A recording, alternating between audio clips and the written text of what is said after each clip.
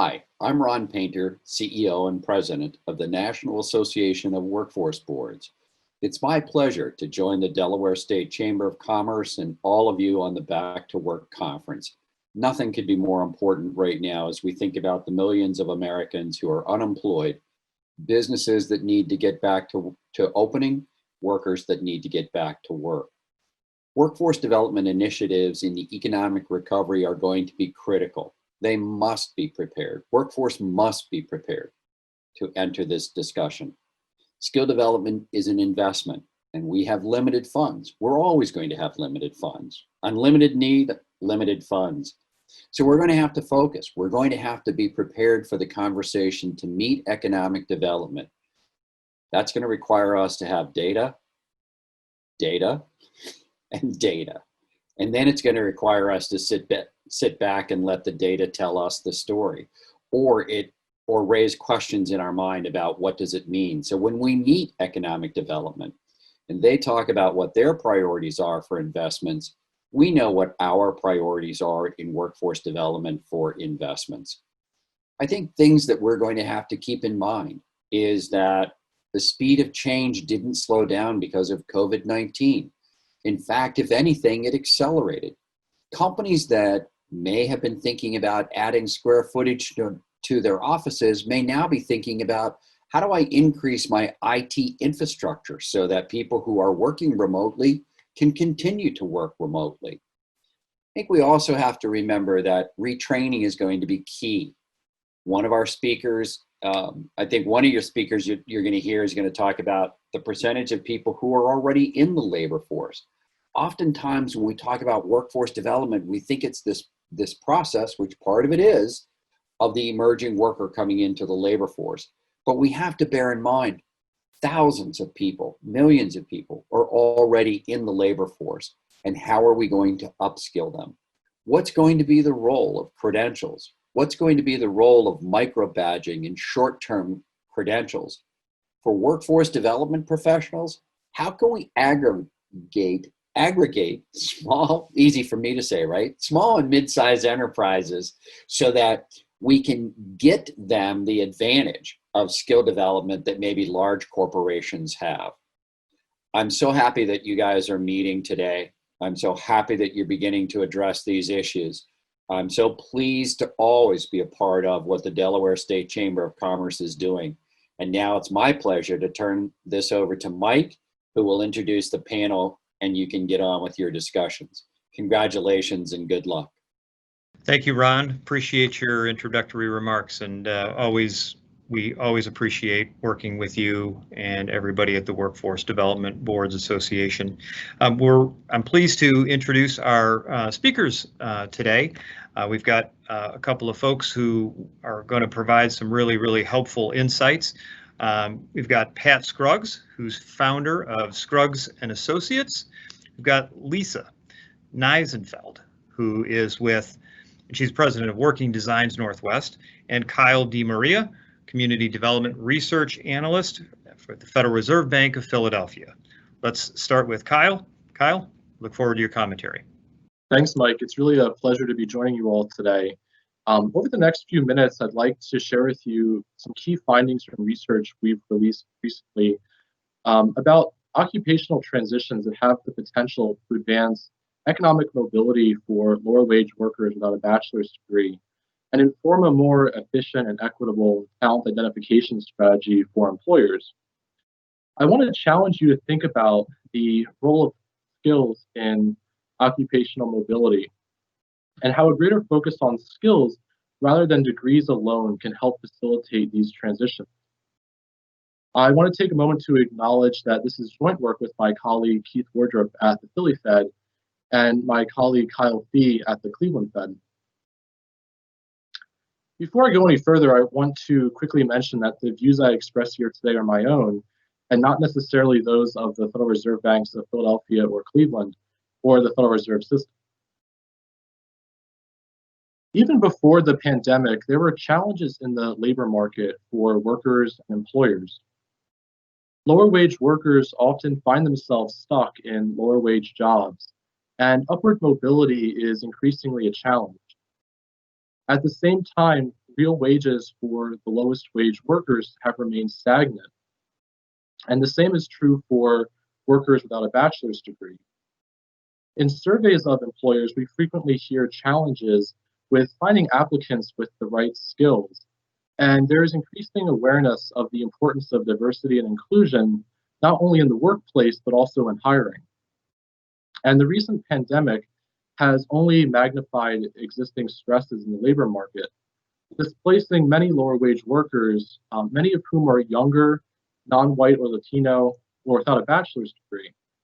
And one of the central questions that remains is whether these workers will be able to return to their previous jobs or whether these workers will need to transition into new occupations. In this research, we look within metropolitan areas to identify transitions between occupations with similar skills that do not require a bachelor's degree and that result in a meaningful pay increase. And one way we can conceptualize an occupation is as a bundle of tasks, each requiring different skills to complete. And when workers make a transition from one occupation to the next, they're able to carry with them certain skills that allow them to make that transition. And a great tool for looking at the skills required of different occupations is through the use of online job ads data. We analyzed nearly 60 million job ads posted online between 2014 and 2018 in the 33 metro areas with the largest employment. And this amounted to about half of the employment in the United States.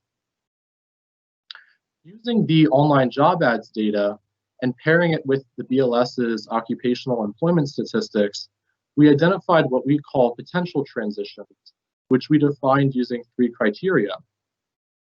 And the first is that they are transitions that are within or between lower wage and opportunity occupations.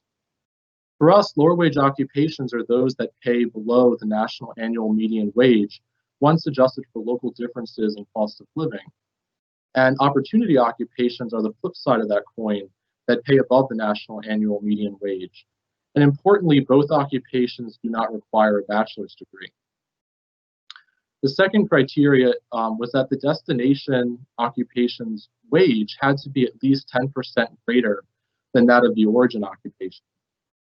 And finally, the employment of that destination had to be projected to remain stable over the next decade. From these potential transitions, we then identified top transitions, which are transitions that occur between occupations that share similar skills. And to measure the similarity of those skills, we calculated a skill similarity score that ranged from 0 to 1, where a higher score indicated greater similarity of skills. And for us, the top transition was one where that skill similarity score was greater than 0.75. And the score was based on looking at the skill intensities of individual skills within each occupation.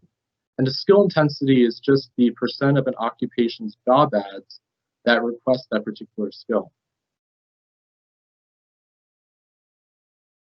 What's powerful is if we look at how the skill intensities for 2 occupations compare.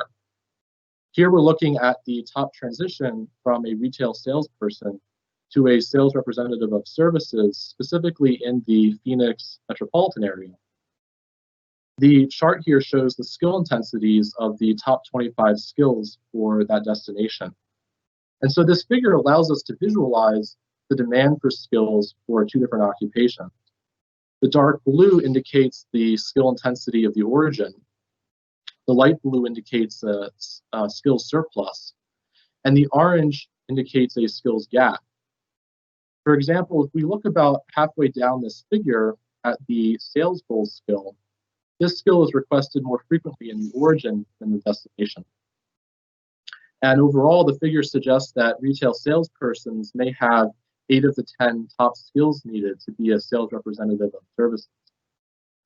And what's powerful about this visualization is that workers looking to make this transition can identify specific skills they may need to build to be competitive in the labor market. And conversely, employers looking to fill roles in sales representatives of services may have luck with hiring retail salespersons and working with them to get them up to speed on the few skills that they may be lacking. Now that I've taken a minute to describe the mechanics of how these transitions happen, I want to discuss some key findings from looking at the large set of these top transitions. And one of the first findings is that 21st century skills form the bridge between occupations and our transitions. When we rank the skills, the top skills in lower wage and in opportunity occupations, we found that many of the same skills ranked highest, and that those highest ranking skills were often 21st century skills. These are things such as communication, customer service, physical ability, organization, teamwork or collaboration. And when we then went a little bit further and tried to calculate, a correlation measure to see how these skills correlated by rank between lower wage and opportunity occupations, we found that the rank order correlation was 0.7. Next, we find that these top transitions, if actualized, hold the potential for economic mobility. We find that a top transition exists for 49% of lower wage employment and 29% of opportunity employment. And naturally, we would expect that the percent of employment with the top transition, or the percent of opportunity employment with the top transition, would be smaller than for lower wage occupations, mainly because at that higher wage level, there are naturally fewer higher paying occupations without a bachelor's degree. Something that I'm not showing here that I also want to touch on is that we're able to see that we're able to identify transitions that may not be so obvious from the outside.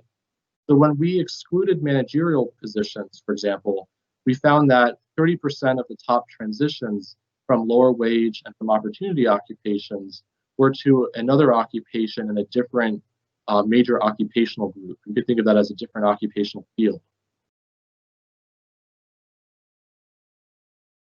While our criteria for a top transition requires at least a 10% pay increase, the average increase from our top transitions is actually quite larger.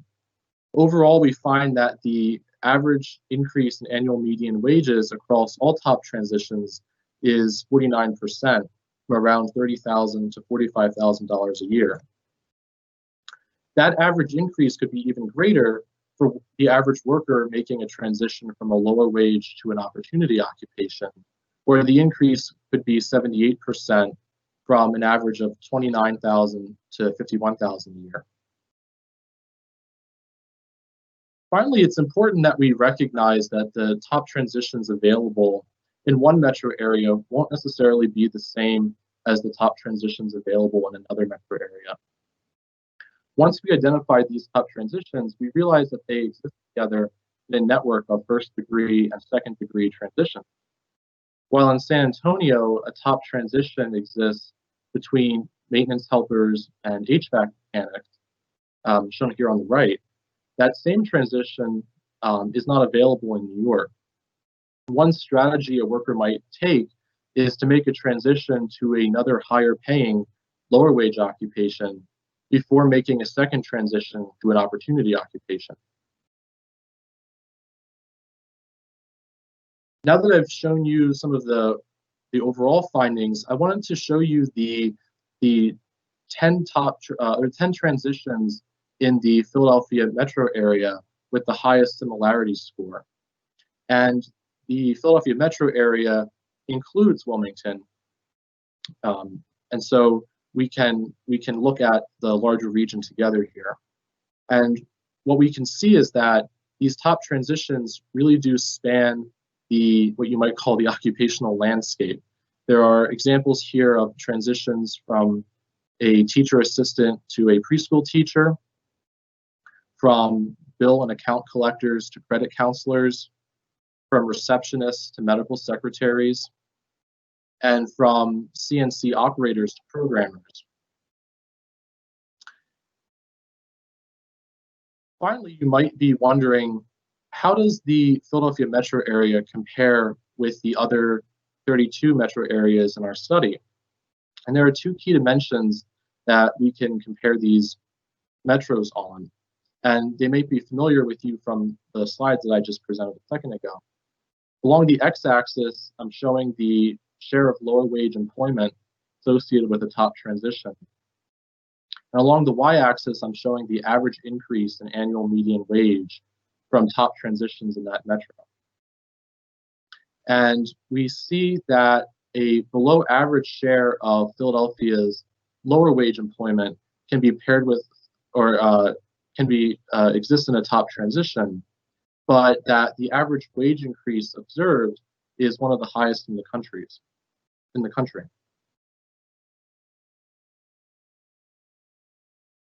I want to close by mentioning 3 strategies for actualizing more of these transitions. First is that skills-based hiring approaches that focus on the skills a candidate brings to the table, rather than whether they have a college degree, can help employers unlock the wealth of human capital held by workers without a bachelor's degree. As our transitions show, skilled candidates can come from closely related occupations where a bachelor's degree is not required. Next, our analysis of skill intensities show that while 21st century skills help form the bridge between occupations in our top transitions, there are still skills that candidates will need to develop in order to be competitive in the labor market. And targeted training can help fill those existing skills gaps where they exist. And third, strong collaboration between employers, education providers, workforce development organizations can ensure that workers will have a job waiting for them after that training, and that the right training will meet the talent demands of employers. Thank you very much. I'm really looking forward to our discussion, and I wanted to also mention that our full report is available on the Philadelphia Fed website at the URL below, and you can find it on that landing page under publications and videos. And as always, I'd be happy to connect with anyone after this event by email or LinkedIn, whatever is convenient. So thanks very much. Kyle, that was great. Wonderful presentation and information. I have a quick question though. I can really see this information being really useful to employers or workers or people like that, as well as workforce organizations, industry associations. So is this going to be a public tool? Is this something that's going to be made available for people to use? That's a great question. And one of the things that I'm really excited about that I can share a little bit of information about now is that we are in the process of developing an online tool where, whether you're a worker or maybe you're an employer, you can come in and see the occupations that might be most similar to a starting occupation based on the skills. And if you're a worker, you can identify some top transitions that might be available to you. But if you're an employer, you might use that same tool to identify related occupations that you might look to hire from. And that's something that we're putting together right now, and we're hoping will be available in the near future. So Kyle, thank you very much for that. And I think I'm really looking forward to seeing that tool and how it can be used by various organizations. I think it's wonderful. So we're going to build on Kyle's remarks. I'm Pat Scruggs, president of Scruggs and Associates, and I'm joined by my longtime colleague, Lisa Neisenfeld. And so we want to build on that by talking about a couple of examples that employers can use and what we're seeing across the nation as sort of best practices of some of those takeaways that Kyle ended his presentation with. So first of all, at the end of the day, we see talent is about competencies and not pedigrees. It's how people mesh their abilities and skills and knowledge in new ways every day to find work. And what's driving to us the future of talent and what is so important is, Kyle mentioned this too, but we are at this sort of fundamental restructuring of how workforce needs to be done. We have a pace of change where we are seeing skills and knowledge change at a rate never before. They say knowledge doubles every year instead of every 25 years. So we, need to continually upskill our own skills and knowledge. The degree of change is amazing. New changes in technologies, AI, machine learning, are going to require us not just to modify jobs, but to restructure jobs. And the scale of combining those two is enormous. McKinsey estimates that over 50 million US workers will need to change occupational categories in the next 10 years to find jobs. So that's pretty overwhelming. And then we compare that with my two favorite stats, which are that if I look ahead 10 years from now, 80% of the workers we need are already in the workforce. So just saying we are going to focus on youth in the pipeline will not be adequate. And when we think about that scale, what happens when we don't focus on upskilling existing workers is we have a lot of vacancies, and the vacancies cost us on average about $45,000 each. And so this makes training a really wise investment. So I want us to all envision what the workforce system of the future could look like. So what if employers work together to identify their critical skills and the occupations around those skills, that they communicated talent needs to the workforce system in a collective voice, so workforce providers had clarity and focus to what they did? And what if employers work together with each other to develop work models for upskilling workers? Or if the education system had more stackable credentials, so I can enter it, exit it, work for a while, come back in to the education system in a more seamless manner. And then finally, if we could actually braid together public and private resources to develop scalable models rather than ad hoc programs. And so a lot of people say, oh, that's utopia. But the exciting thing is there's actually examples of this happening. And so one of the things that these best practices that Lisa and I see across the country have in common is that we call them the 4 Ps of workforce development. It starts with perspective, that these efforts that we're seeing acknowledge talent as a business imperative, that it's really an investment, not an expense to their bottom line. And that they also are focused on partnerships that are much more dynamic in nature and that really create this sort of wholesale approach that is much more cost effective. And that they do that to develop a sense of priority. So we are focusing our training and education dollars, both public and private, on the skills that are going to really matter. And then finally, that we really stick with this over time. And we're going to go through examples of each of these. So in terms of perspective, Kyle talked about the different skill sets that are needed for those minimum employee expectations. And that's that place between the gray and the blue parts of this slide. And that consists of a variety of things. The 21st century skills, Kyle talked about the soft skills, academic skills from formal programs, and then all of the applied occupational skills we learn along the way. So traditional education and training tends to focus in a subset of those skills. And it does that quite honestly because this upper box of applied occupational skills tend to change on an ongoing fashion. I mean, they're always churning and always changing. So it's really hard for any traditional education system or training provider to basically keep pace with this. And so we can't be surprised that we have this employability gap. But we can look at tools to fill that employability gap and basically bridge the kinds of skills that Kyle talked about. And one is through enhanced industry education partnerships, and the other is by sort of rapidly upskilling and retooling the existing workers. And at the heart of all of these models is basically partnerships that are driving these efforts. And so I'm going to turn it over to Lisa. You know, in trying to launch an effort like this, companies really need to work together. And so we talk about employer or industry-led consortiums. Sometimes you'll hear them talked about as sector strategies. And what they do is provide a common voice for education so that educators aren't frustrated with these constantly changing needs.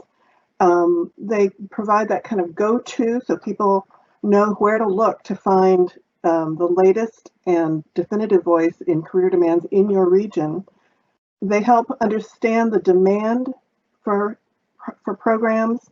They share best practices. So all of these things help employers work together to be more cost effective.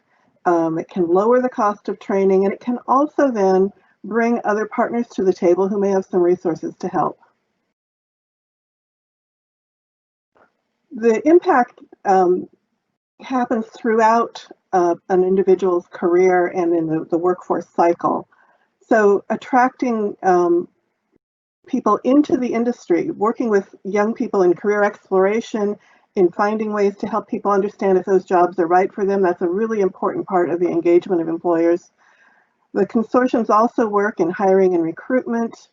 They help people screen in rather than screen out on arbitrary criteria, such as whether you have a bachelor's degree or not. They share training. They connect that training to placement whenever possible, pre-hiring individuals out of a program. They also work together on helping people understand what the career pathways are within an occupation so that's known to everyone and not just a few. So we're going to talk a little bit about a couple of models that help illustrate setting priorities and also just how these partnerships are working. And we're going to go through three of them. One is an industry education partnership model, where how industry groups of employers in an industry are working with groups of education and training providers. We will talk about how employers are collaborating with each other on rapidly retooling and upskilling their own workforce, and then also tools that are being deployed within a company to help really create those learning environments. And so our first example is an industry education partnership using Tampa Bay. Now, we are not expecting you to be able to read this slide in detail. Please do not expect it. This is an illustrative slide, so bear with us. But what tends to happen in a lot of workforce areas that we see across the country is that employers, which are represented by the colored dots, and in this case, all the green are manufacturing, all the purple are healthcare. Those individual employers are left to jump over the fence, so to speak, and find a workforce provider in their area that's going to help them do something, you know, have a training program, fill their job needs, etc. And it's pretty fragmented, it's time consuming, and quite honestly, it's very costly. And so in Tampa Bay, what they did, they created, employers got together and created Tampa Bay Works. And this is an initiative of the Tampa Bay Partnership, their regional economic development organization. And what they did is that groups of employers have sort of band together, some of them by industry, like in manufacturing, some of them by occupation, like IT that crosses industries. And they identify a very targeted set of high demand jobs. And they also identify the competencies within those jobs. Then they take that set and they then work with the training providers who are aligned with those as a group. And so they're creating what we're calling a wholesale approach instead of that retail approach of the earlier slide. And they do this in a very organized fashion. Tampa Bay uses the Talent Pipeline Management Program, which is actually developed by the U.S. Chamber of Commerce. Another example is Oregon BioPro and BioCatalyst. And this is a really good example of rapidly retooling people from either one industry to another or to upskill workers within an industry. And the key program characteristics of this effort is that it was started by the Oregon Bio Association. And so a subset of their employees, large and small, formed what they called their training consortium, which is sort of a proxy of the companies within the broader association. And then they identified where they were having really core needs in terms of upskilling workers or retooling workers. And from those needs, things like quality assurance, data analytics for bio, that kind of thing, they developed micro credentials. And each of these micro credentials were about 80 hours of training in length. And they consisted of about 4 to 8 classes. And each of those classes were associated with a badge, which was basically a measurable competency. So team communication was a badge. And so by creating these badges and these flexible programs, you could stack things. So the team communication badge may be useful in the data analytics certificate, as well as in their quality assurance certification or certificate. And so this allowed great flexibility in the program. The other thing they also did was, if they had a worker that only had, let's say, a need to take 2 of the classes, then that's all they had to take. So you didn't have to go through the entire micro certificate. You could take 1 or 2 classes within it, depending upon the need of the worker. And so this just really made it, very flexible for that. They also, the way they delivered training was pretty unique.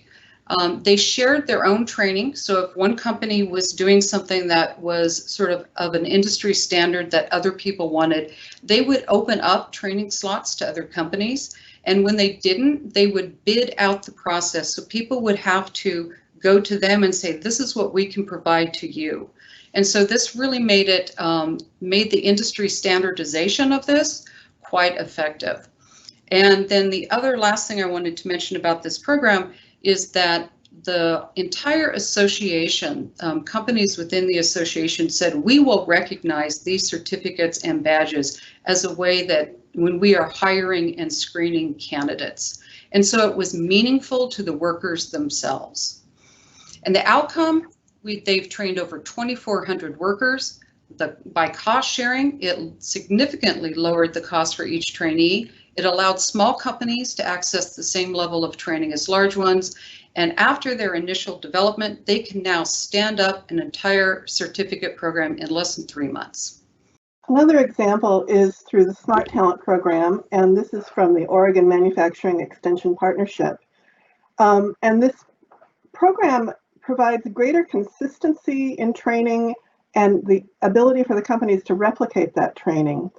Originally, it was developed in World War II as many people left the workforce to join the armed forces, and also as industry was switched over to wartime products.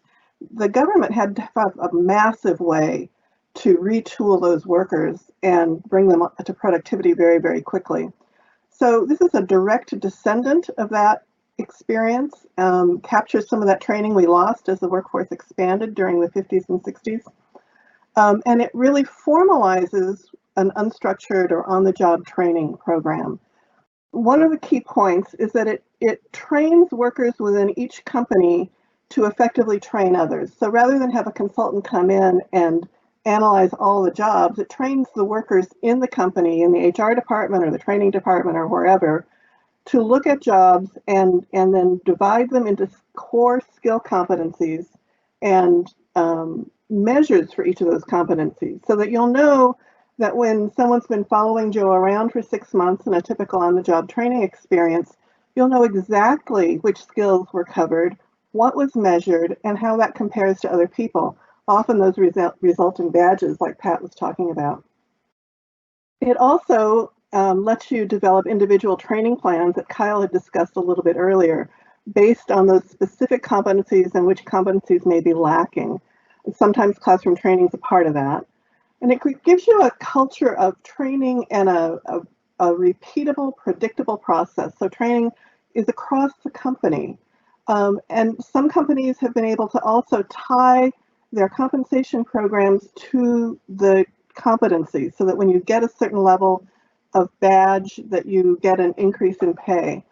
A final nice thing about this project is that it lets those companies, if they want to later on, to develop apprenticeships. It does all that backbone work that you need to establish a formalized apprenticeship. So it's really been a pretty exciting program in Oregon. And every state has an MEP, including Delaware. So next we're going to talk about perseverance. That's sticking to the projects and the initiatives throughout economic cycles. And throughout my career, which has been long and storied, I've been through many economic cycles, and this pattern emerges more often than not. This is a very oversimplified version, but go with me. At one point in the economic upswing, companies can't find the talent they need, and so they begin talking to colleges, talking to other training programs, and sometimes other companies to collaborate, build these sector strategies. That training gets online, often with community colleges, and programs begin. A few cohorts will go through the training, and we find ourselves then at the economy beginning to slide over the top of that curve. As that happens, then the companies stop hiring, of course, and the graduates don't get jobs. Frequently, the colleges then feel betrayed that this wasn't really a demand occupation like you told us. It's simply the nature of the economic cycle. As we then go into the trough of a recession, the training system dumps those new programs. The capacity to do them goes away often altogether. And what you find yourself is in the bottom of a recession where you have more people than ever historically seeking training through community colleges and other training providers, and yet the very programs that were needed the most are often gone. So as we begin to hit the upcycle again, I led an economic development organization for a while, and I had lots of calls after the last recession saying, we laid off all of our people, but we've got orders coming in right now. Can you help us? And the answer is, well, not really. You've got to start again. And so they go back to the same channels. They find that people have left, their own internal staff may be gone, the programs at the community college, frankly, are often gone, and they have to start over again and reinvent the programs, and the cycle repeats. So what do we learn from this? We learn, I think, that downtime is training time, that if we could use the downtime of a recession effectively, we would perhaps be able to bring people back from a recession more quickly. And that's it's going to be different in different industries, but I think that it's a technique that we can put in gear related to the coronavirus as well. We need to plan jointly with our public sector partners about these training needs, because that's often where the resources are during downturns. We also need to build out institutional memory, finding these programs and keeping them where they are. And there are a bunch of ways to do this. One way, and I'm going to skip down a little bit, one way is to hang on to those key employees who do that training. There are programs like WorkShare, which allow companies to do part-time employment and part-time unemployment. Delaware doesn't have one of these programs right now, but it's certainly within the realm of possibility. It's also a time where we can restructure jobs for the future. Companies can go and look at what does it take to make up this job rather than simply a bachelor's degree. What are the components? And they can update curriculum, they can share staff, lots of different possibilities there. So Lisa and I'd like to leave you with sort of our final takeaway, and that is that talent really is a driver of economic growth and resiliency, and we think it is now more than ever. But it's surrounded by this really changing nature of our jobs and our economy, and that's really requiring us to think differently about how we address talent. And so if we go back to that original envisioning statement and slide, but we really can now envision a demand-driven workforce system, and one where training is not just the job of the education system. And this is one where employers and industries are actively engaged at the middle of this, and they are working together and with workforce partners to retool workers, to restructure jobs, and to reshape training delivery. And we have a significant increase in our focus on upskilling the existing workforce. And as we do work with the education system, we are working on building scalable education models, not just a collection of programs. And so it's creating that stackable competency-based education. And we think that hopefully with the examples that we've provided today and with other information that you know, that this is not a utopia vision, but this is something that we are seeing happening across the US and we're very excited about. So thank you very much. And we appreciate the time to take this opportunity to share our work. That's great. Thanks very much to all of you for a really great set of slides, research, terrific, thought-provoking stuff. Kyle, let me start with you. I've got a number of questions for all of you, but let me start with you, Kyle.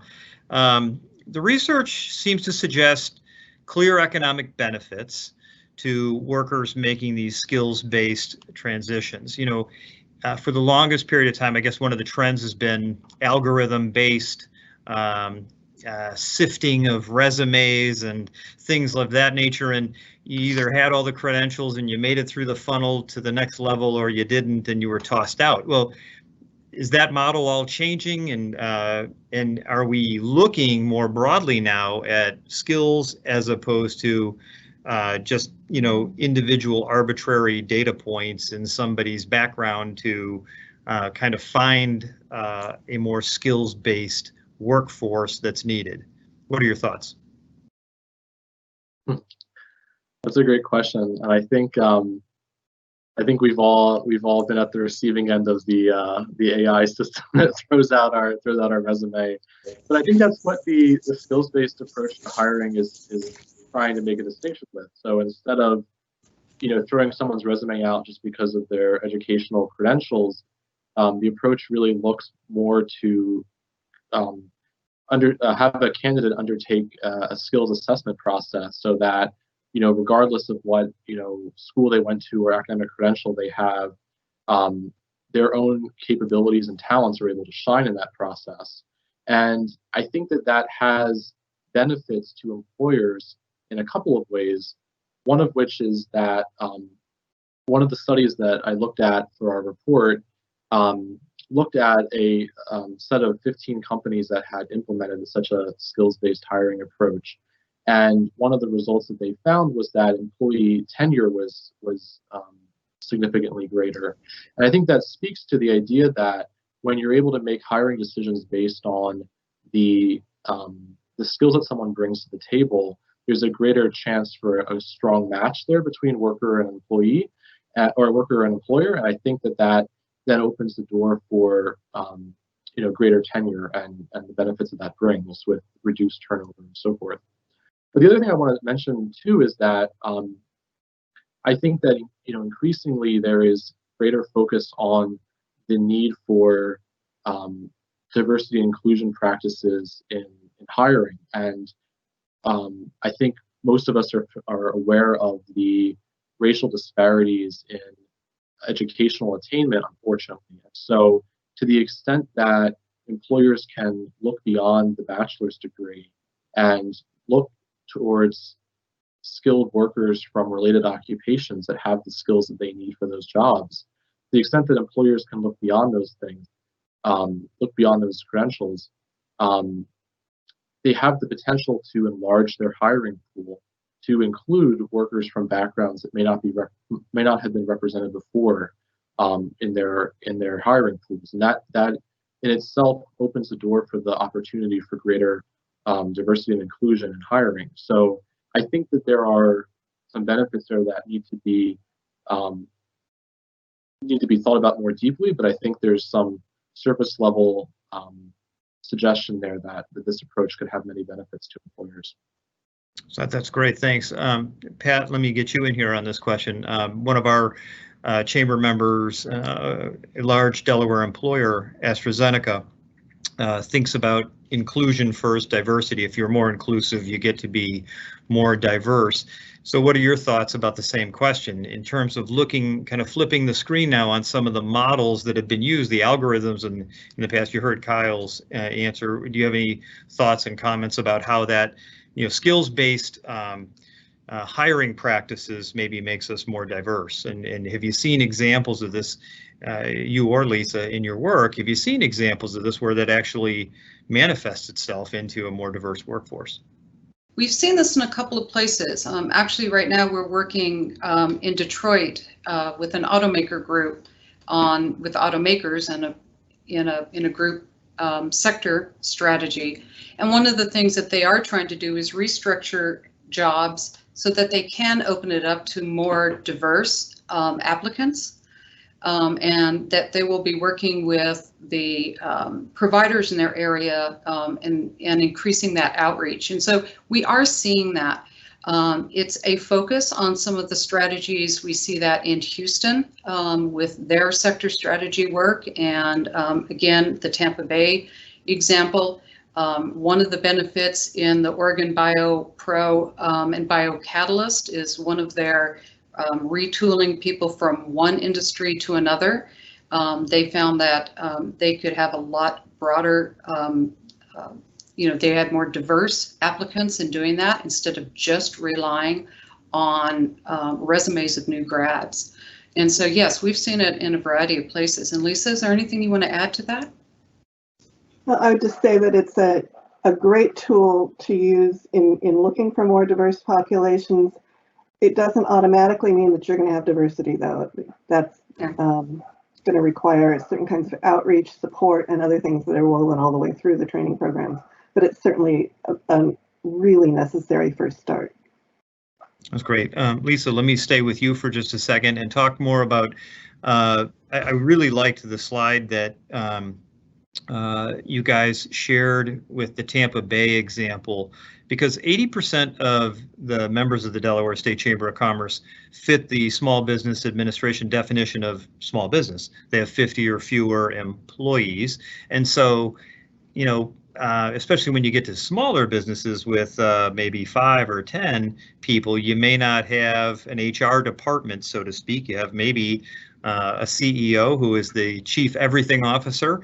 And so I liked how you kind of found groupings of different like-minded businesses and kind of you kind of bunched the training into different cohorts, so to speak. Can you talk a little bit more about how that's worked in practice? That was all very fascinating. How are those things funded? How are those partnerships started? Take it from there, please.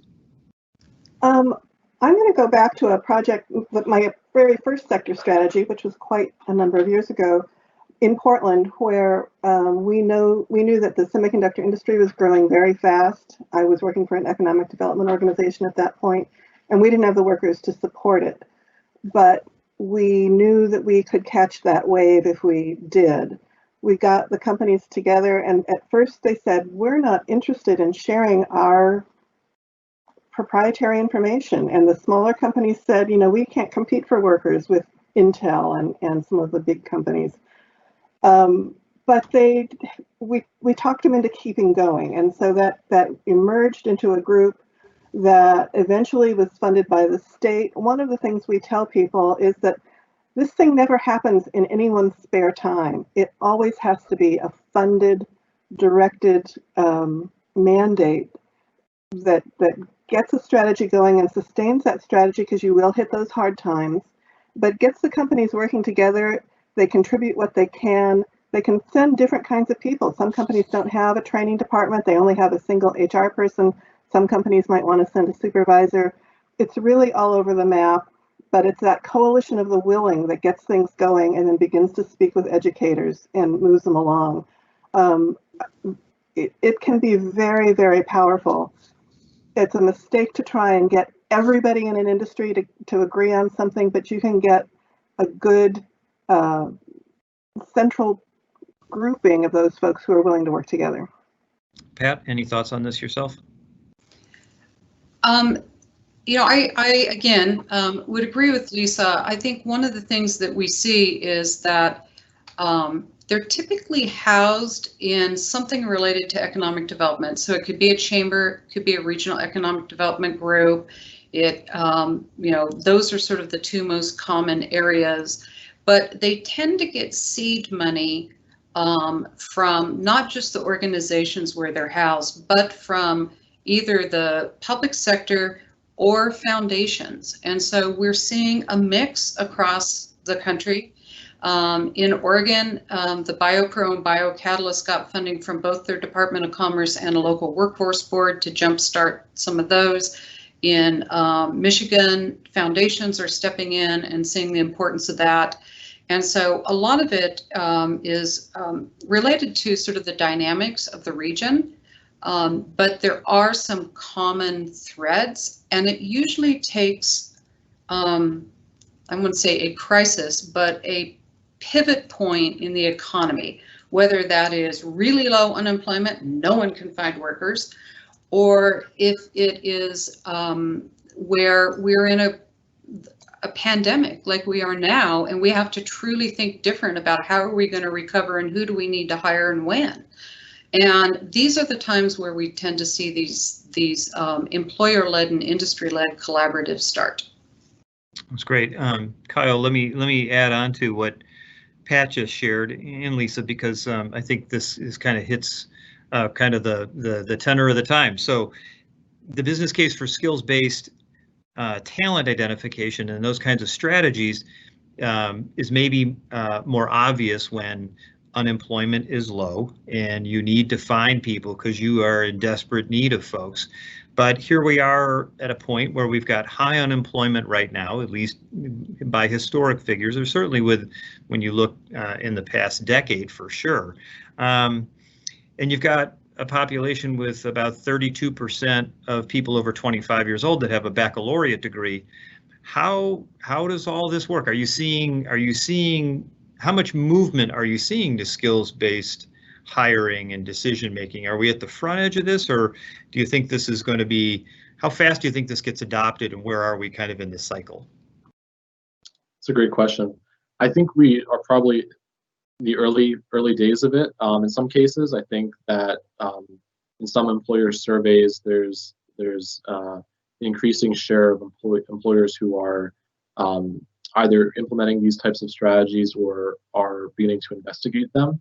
But one of the things that my co-author Keith Wardrop says a lot is that we started this research project in a very different economic time, and so we've had to ask ourselves the deep question of what are the implications for our research now in this current economic state. And I think one of the things I keep coming back to is that and this is one of the questions I posed in the early part of my presentation, is that with the economic impacts of COVID-19, are we going to see employees just return to their previous jobs, or are they going to need to transition to new occupations? I mean, I think we see growth in occupations that we may not have seen growing in the past, and new occupations emerging that weren't there before as much, such as like contact tracers or even delivery drivers. And so, for employers, it may not be as easy to recruit someone who had previously been a contact tracer or a delivery driver. And so they'll need to be looking towards other candidates from other backgrounds that can help fill those positions. And I think that's where that skills-based approach comes in, where they can look towards occupations that share a lot of the same skills, and maybe with some additional training can help transition those workers into those growing or emergent occupations. So I think that there is a real benefit to focusing on this now. Thanks very much. Pat, I think it was your quote, and I've since repeated it a few times, the 80% of the employment that industry is going to need over the next decade is going to come from the existing workforce, not just out of people coming out of school. Talk to us a little bit more about that, because that's a very big number, and that really suggests that companies really need to lean into this and lean into it really, really quick, because as I've gotten older, I figured out that years go through pretty quick here, and we're going to get to the end of the decade pretty fast. So other thoughts on that? Yeah, Mike, I think you sort of summarized it really well by saying we're all going to have to really lean into this. You know, it's just, I mean, it's numbers, it's stats, but each year, you know, our graduates from high school and college only represent about 2% of new people coming into the workforce. Just think about, you know, how long most of us work, right?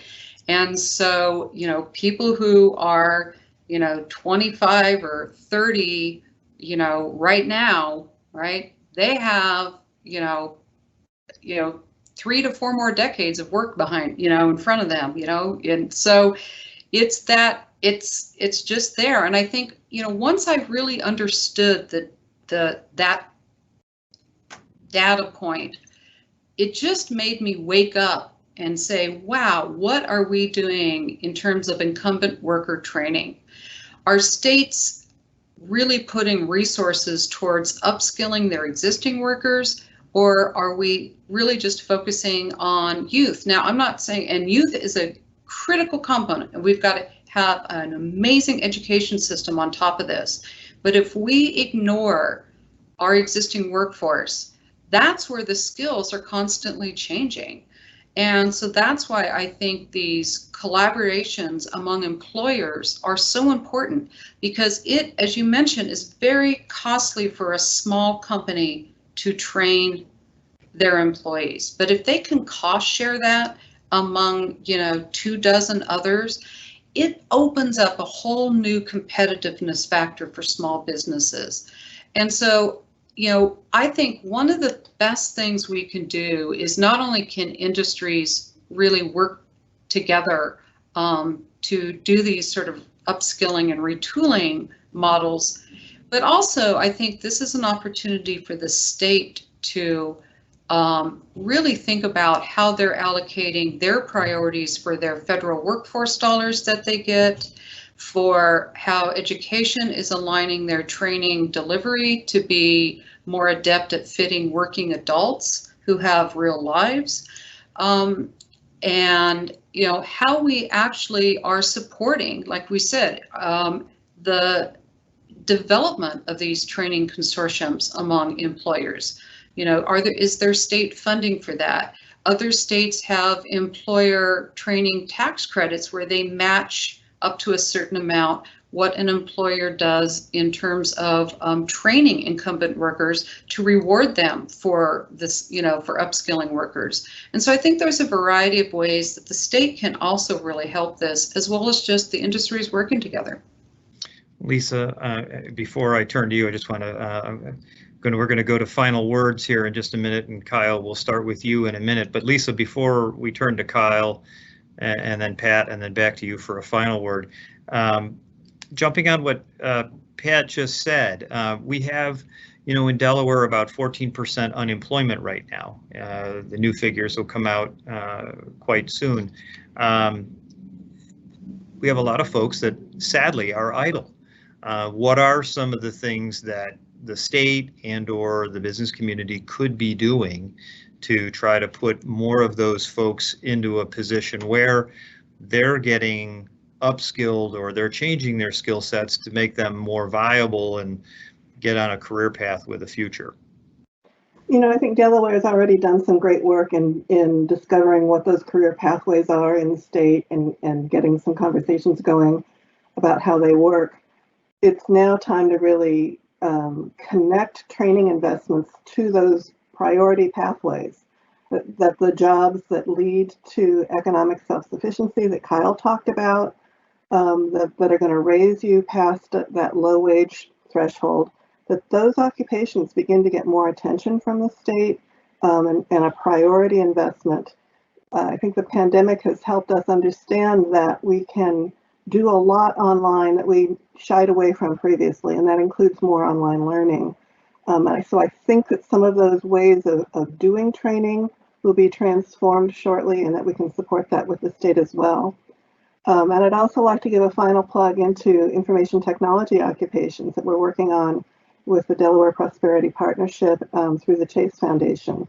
That those occupations, as we all are experiencing at this very moment, are key to our future, and that Delaware's competitive position internationally is going to be connected to those occupations. That's great. Thanks. Kyle, take another 30 seconds or a minute to sum up.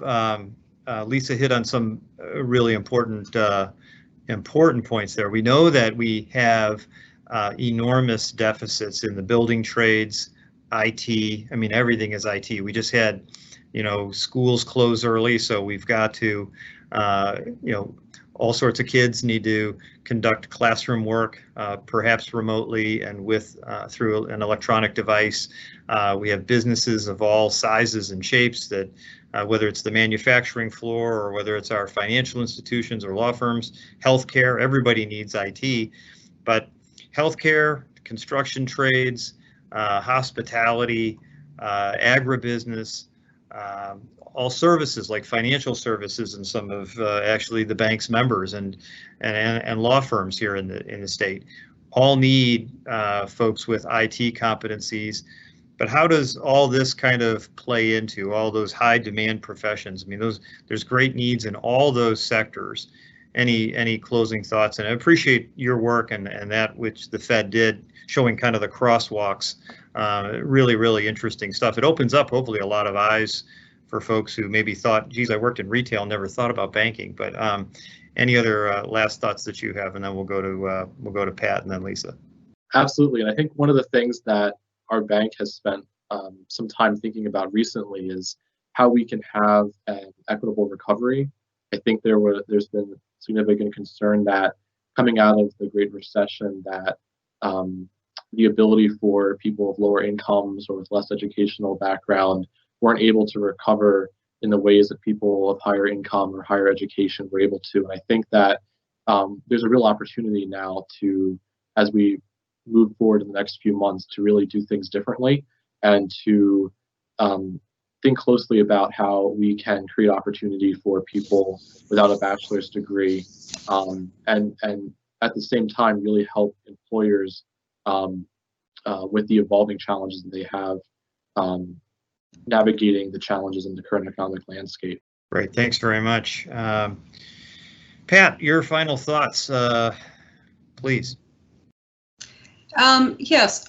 I think that I'm seeing a movement where more and more employers, and it's being led by some of the large national employers, are saying we are going to rely less on degrees and education credentials and more on competencies. And so we're starting to see that movement. The thing that where I'm starting to get a little worried is that now that we've moved to more competency-based evaluation of our candidates, how do workers actually rapidly find access to training to upskill?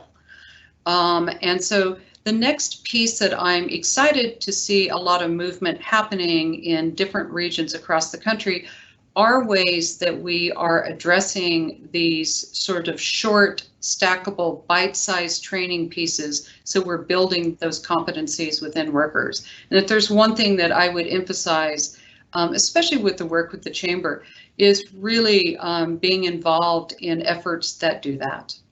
And thank you very much for this opportunity once again, Mike.